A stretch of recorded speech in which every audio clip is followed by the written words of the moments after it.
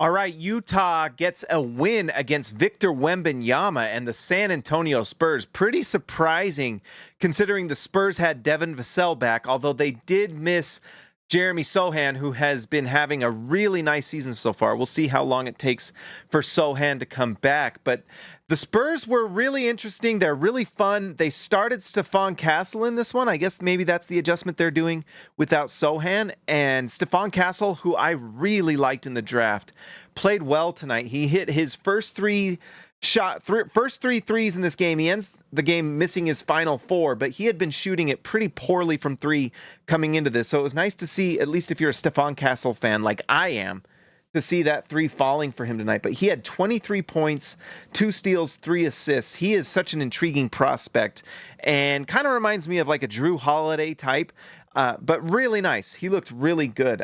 Chris Paul only scored 3 points. He did have 9 assists, though. He had one really weird play at the end. You could tell he did not want to shoot a corner three. It turned into a turnover. It was very un-Chris Paul-like. A few mistakes, honestly, at the end, and a few big-time threes from the Jazz from both Sexton and Clarkson at the end that put this one away. But it was also big-time mistakes by the Spurs at the end of the game. You have Chris Paul with the turnover at the end, and then with the Spurs down by 3 with 11 seconds left, Victor Wembanyama commits an offensive foul. He just kind of ran into Jordan Clarkson, and that was the game. So the Spurs still had a chance to win this one, but Utah hit some big-time shots that really was the difference tonight. That's a lot of what I got to say, other than that Victor Wembanyama is crazy. It's interesting to watch him play tonight. He was 6 for 9 from 3. I kind of going into this one kind of wonder if he should be shooting as many threes as he does, but when he's not hitting 6 for 9, which is a very nice field goal. What is that? It's just nice. Anyways, this is a nice 3-point percentage for him, and when he's doing that, you can't argue with it. And then he does so many things inside as well. He is a very nice player. Obviously going to be arguably the best player in the league in a few years if he just continues to develop. Defensively, he is out of this world. He had 7 blocks in this one.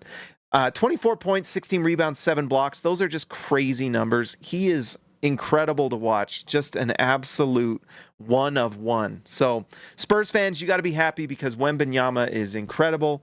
And they have some nice players around. Harrison Barnes is just a nice, solid veteran to play next to Wembanyama, to play with just nice veterans. Because for the rest of Wembanyama's career, you want to surround him with players that know what they're doing. Champagnie can shoot the three, although tonight he did not. And then they got Devin Vassell. I don't watch a huge amount of Spurs. I've watched them 2 times before tonight. Obviously, one of those was a Jazz game. But Vassell made his debut tonight. I guess I'll watch them and see if he ends up starting or if he just comes off the bench for the rest of the season. But he scored 21 points, had 2 assists. He's very much a nice scorer, and he plays 21 minutes in this one. So interesting stuff from the Spurs. They obviously miss Sohan when he comes back, which may be sometime because I think he had surgery on his thumb. Going to take some time, but they'll be even better when he does. For the Jazz, let's talk about the Jazz, and let's just go from top to bottom. Cody Williams is struggling a little bit. He played only 16 minutes tonight, and like we say every night, you can tell a lot by the minutes, the story. Cody Williams plays 16, and that was a lot of those were basically development minutes, but they weren't win the game minutes. Coach Hardy did not play him any more than he had to. He had a few moments. He had an assist, a steal, and a rebound, but didn't hit any of his 3 shots, missed both of his threes, and yeah, just 16 minutes for Cody Williams. I'm not too worried about it. By the end of the season, if we're not seeing anything, then maybe you start to worry a little. But I just think he's such a smart player, and he makes so many smart plays. He plays within the offense well, and he honestly defends pretty well also. I'm just excited to watch him play, and eventually he's going to start hitting those threes more consistently, and then things change. There is kind of a confidence thing with him, too, where he just does seem he doesn't want to make a bad play. So Markkanen, we've seen this a lot this season. It's really interesting. From 3, he's doing great. He scores 20 points in this one, 6 rebounds, 4 assists, and 2 steals. He played well in this game. He played pretty good defense, too. He had that he had that injury at the end where he hits the ground really hard. It looked like he landed right on his tailbone and was kind of, you could tell he was just hurting because he was rolling on the ground.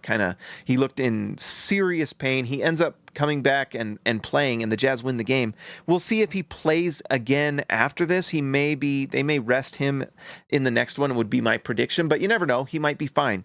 But my guess is Utah is going to be more than careful this season and not worried too much about rushing guys back. So we'll see.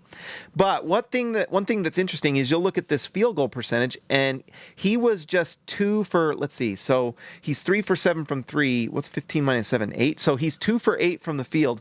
It's like we've talked about before. You're seeing the Jazz feed him at kind of that free throw line, and he's just not hitting that mid-range jumper, and I think the Jazz would love for him to hit that, because he becomes very kind of one-dimensional in the playoffs if he doesn't have other ways of scoring. And if Utah can just develop Markkanen where he can just score in that mid-range if he has a smaller player on him, then that makes him a much more complete player. And it feels like that's something Utah's really trying to do. And not just have him shoot from the mid-range, free throw line extended. It may be that they want to have him also passing the ball out of there. Markkanen did have 4 assists tonight, and so maybe that's the idea. If Markkanen can get the ball in that area, if he can knock down those mid-range jumpers at a high level, if he's also passing the ball, getting multiple assists like this, and you can kind of play through him like that, things get really interesting. And if he can't, then who knows? But it does seem like that's kind of an emphasis for the Jazz right now, and he is hitting the threes. He's doing the things. The thing is what Markkanen can do. I think the Jazz are trying to develop him in other ways so he can do a little bit more. We know he can hit threes. We know he gets to the line. He did the same thing tonight, 7 for 8 from the free throw line. Rebounds the ball. He didn't have any blocks tonight, but he's also a very solid rebounder. But can he hit the mid-range? Can he be a more complete offensive player outside of just being a very, very nice three-point shooter and catch and shoot 3 for that matter? It's interesting. I felt like Walker Kessler played well in this one. He had he had at least 1 block on Wembanyama, and he just played Wembanyama pretty decently. He only plays 18 minutes in this one, though, so I don't know why Utah kind of went away. It probably was because Filipowski was playing so well, and they also went with John Collins a lot in this one, and it worked out. The Jazz won the game. But anyways, Walker Kessler has been playing very well this season. 7 points tonight, 5 rebounds. Doesn't seem like a lot, and it's not, but he did only play 18 minutes. So, he's on track for a double-double there, and he played solid, and he plays tough. He's playing with much more energy and juice. And this rest tonight, maybe because it's a long road trip. And you know what? You got to give credit to Will Hardy. He is riding the guys he thinks are helping the Jazz win, and he did tonight, and the Jazz won the game. So, interesting stuff.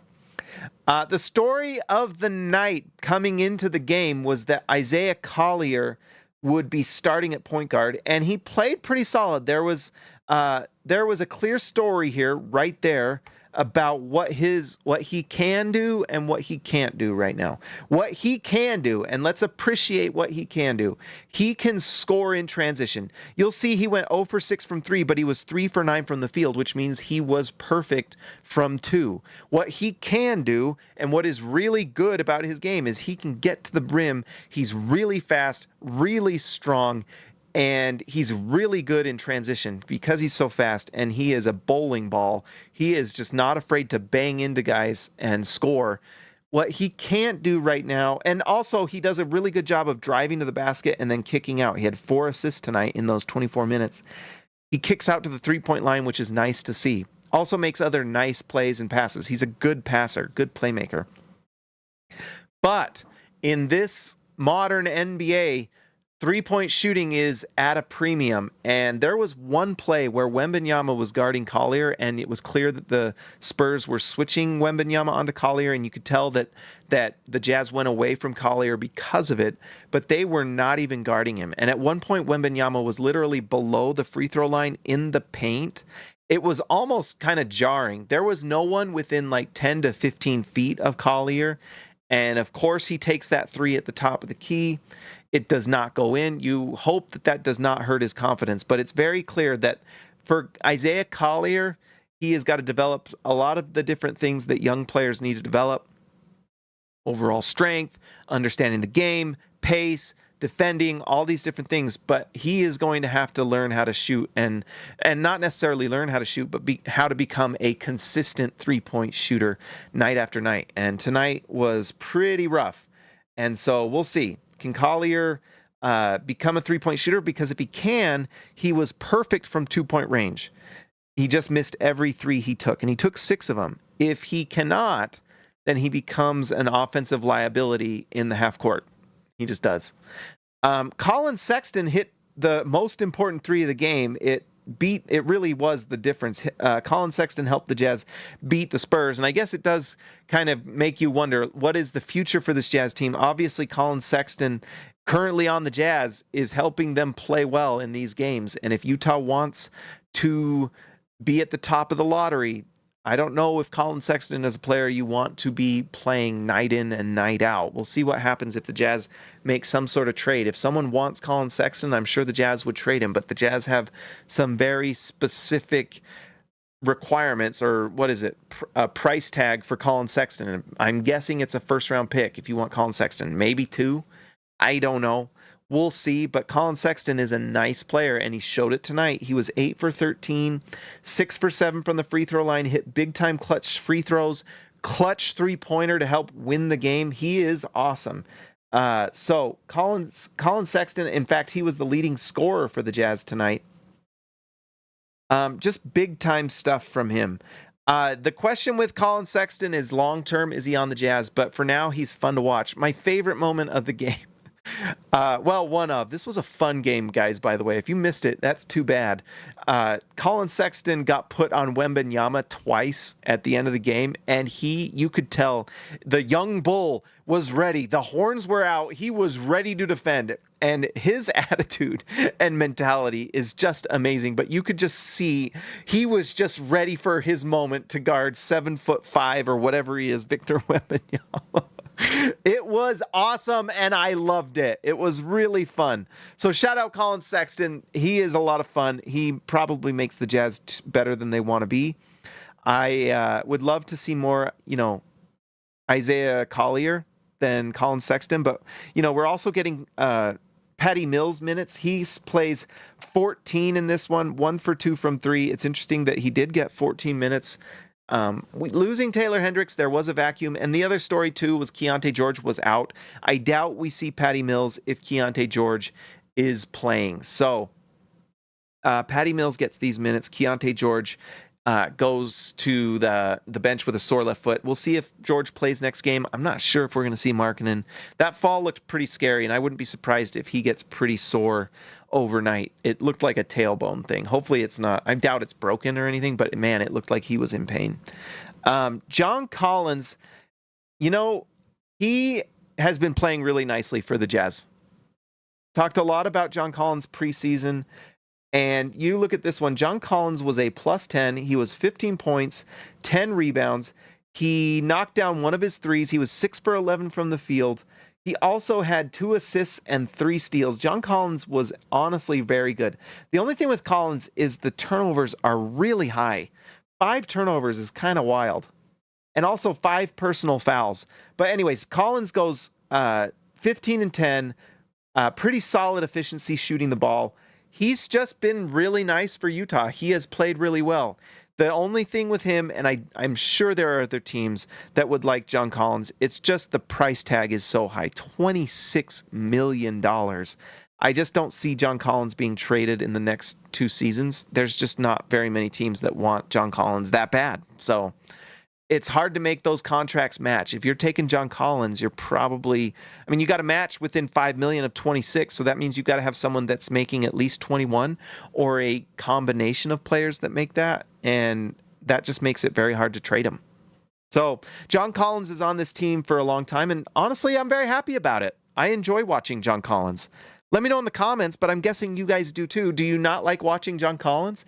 He's fun. He is a flawed player. He is not as big as some of these other centers. He is not as probably a fluid athlete as some, but man, is he a bouncy athlete. He can absolutely just, when he gathers and jumps, he can just really get up there. And we saw that tonight with a couple dunks. Really funny. He had one double clutch as he came to the basket. Just really fun. Laterally, not as quick. He's not a very quick lateral mover, but man, going straight to the basket, rim running, doing those things, going up for lobs, he's a lot of fun. Johnny Juzang continues to get minutes. He played 22 minutes tonight. In fact, that means Johnny Juzang played more minutes than Patty Mills, than Walker Kessler, and Cody Williams. He is shooting lights out this season. Juzang was 1 for 2 from 3 tonight. In fact, let's just do a Johnny Juzang update on the three-point shooting, but he is shooting now for the season 42% from 3. Phenomenal. He is a lights-out three-point shooter, and he's going to continue to get minutes, and it makes a lot of sense. He also made buckets in different ways. 3 for 4 from the field, 1 for 2 from 3. He had one nice floater. It was nice. So he's doing different things, not just being a three-point specialist. He can do a little bit more than that. He can drive to the basket. He also seems to move the ball pretty well. He had looks like a block shot, but 4 rebounds. He plays hard, but one thing he can absolutely do is he shoots the lights out. He is an incredible three-point shooter, and you're almost surprised when it doesn't go in. He's one of those types of shooters where he's to the point now where when he misses, I'm like, oh, wow, are we sure? You know what I mean? He is a great three-point shooter and fun to watch, and you got to give him a ton of credit for working on that and developing it, earning a new contract. Really fun story. Let's see. Jordan Clarkson played 24 minutes tonight, and I don't know if it was Tank Commander stuff. I don't know, but 16 points tonight. He had a monster 3 at the end of the game. It helped win the game. He's also just become a nice assist guy. 4 assists, 3 rebounds. Let's see. Was it 3 assists, 3 steals, 4? Yeah. What is it? Stocks? Is that steals and? Oh no, that's steals and blocks. 4 assists, 3 steals for Jordan Clarkson. That's great. He just is playing really well. He does Jordan Clarkson things, but at the same time, it's, there's it's like the theater mask that has the happy mask and the sad mask. These is the happy mask, the free throws, the points, the assists, the steals. The sad mask is the field goal percentage. So it's very much a double-edged sword with Jordan Clarkson. He does some really nice things. He also does some things that, don't win you basketball games. Not a very good defender. You see that in the plus-minus there, but just in the eye test. They were trying to get Stephon Castle on him at the end of the game, and Castle was taking advantage. But like we mentioned, Castle had a really nice night. So that's pretty much everything, guys. That was a fun game, an early Saturday game. I hope everyone had fun. Shout out to everyone who was on the live stream. Let's do our nightly Tankathon draft. I need to pull up the sheet here, and we need to pull up the music, the musica. All right, guys. So Utah gets the win. It drops them to 4 in these standings. Now, I don't think it's so early in the season. Embiid is coming back soon for the Sixers. They are not going to be the worst team in the league for long, and they played pretty well against the Lakers last night. I watched that game, rooting for the Sixers to win. Embiid's coming back. Paul George is going to be back. There's no way they tank with those 2 guys on the team. That's kind of silly. And they'll get, what's his name back too? Their guard, Maxey, will be back. So they will be fine. Those 3 players alone, and their role players are nice. So anyways, I kind of look at Milwaukee and Philadelphia as teams that'll still win some games. Giannis had some big-time comments today that people weren't trying hard enough, and so we'll see. I think Windhorse had a report that the Milwaukee Bucks are canvassing the league for trades, and so who knows? Maybe they trade for Colin Sexton from the Jazz. I don't know. But Utah is... I just don't really believe this. We're 1 and 3. Utah is at worst number 2 behind Toronto, or even really just the number 1 spot with this 2-7 record. It's just early in the season. But anyways, let's give it a roll and see what would happen for the Jazz if, let's see, I don't want it too loud here. If they win the lottery, what would happen? Boom. This is the importance of being number 1, because Utah drops 3 spots and goes to 7. Dallas jumps 12 spots. Holy smokes. Chicago jumps 5 and New Orleans 2. Utah drops to number 7. That's why Utah needs to decide what they want to do, and they need to do it well, and that is lose some basketball games. So let's put this. That is they tied for the worst roll of the season. for Utah at number 7 tonight. By the way, guys, in-season tournament starts November 12th for the Jazz. So this is the first in-season tournament game is coming up. We'll see how the Jazz do. My guess is not particularly well. Next game for the Jazz is actually against Phoenix, who just lost Kevin Durant to an injury. Figures. Phoenix at home, but that's still Devin Booker. That's still, I forgot his name. I'm getting old. All right, guys, let's give a shout out to the All-Stars. Thank you so much to everyone who is a part of this channel. The members, you make the absolute difference. I appreciate it so much, and especially thank you to the All-Stars. You guys are absolutely fantastic. I appreciate it. Let's give a shout out to the All-Stars tonight. A shout out to Ryan Perry, the legend, Baby Elliott Madsen, see ya, Alexa Later, Christian House Money to Haas, the Outlaw Jesse James Nelson, Jordan the Goat Vesseral, Austin R. Grant, Editor Extraordinaire, KG10 to TH5, and Patrick Akubo, the Connoisseur. Guys, if you're a Jazz fan and you haven't already, like and subscribe to the channel. If you're an NBA fan, like and subscribe to the channel. We will be doing more and more. I'm going to start really pushing. I was kind of looking at doing some TikTok and Instagram, and I think I'm just going to stick back to doing YouTube videos more. They may not be the most heavily produced thing, but we're going to put them out there because I think people like it, and that's where I want to grow anyway. So anyways, guys, I will talk to you next time.